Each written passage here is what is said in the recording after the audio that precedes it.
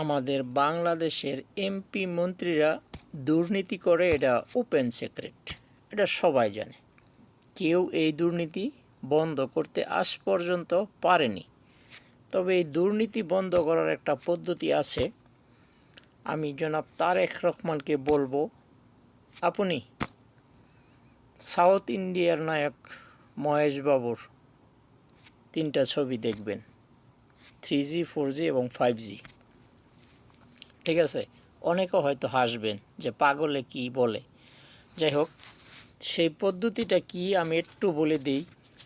মনে করেন একটা থানায় 5 কোটি টাকা বরাদ্দ আসলো বৎসরে। একটা থানায় কয়টা গ্রাম আপনাকে হিসাব করতে হবে। তাহলে যদি মনে করেন 100 গ্রাম হয়, তাহলে 5 কোটি টাকাকে আপনি 100 ভাগ করে গ্রাম ভিত্তিক একটা গ্রামের যারা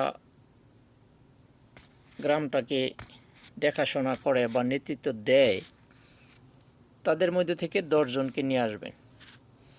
তাহলে 1 কোটি টাকাকে 100 ভাগ করলে যা আসে, একটা গ্রামে কত টাকা পড়ে সেটা তো বেরিয়ে আসবে, তাই না? তাহলে একজন গ্রামের 10 জন লোককে ডেকে ওপেনলি ক্যামেরার সামনে এই টাকাটা তাদের হাতে দিয়ে দিবেন।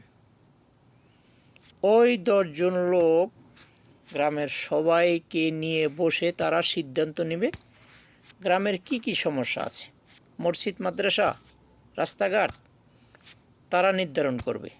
এবং মনে করেন 10টা সমস্যা, 10টার মধ্যে কোন 2টা বা 5টা সমস্যা সবার আগে সমাধান করা প্রয়োজন, এটা গ্রামের লোক নির্ধারণ করে তারা ওই টাকা দিয়ে সমস্যার সমাধান করবে। তাহলে দেশে কোনো দুর্নীতি হবে না।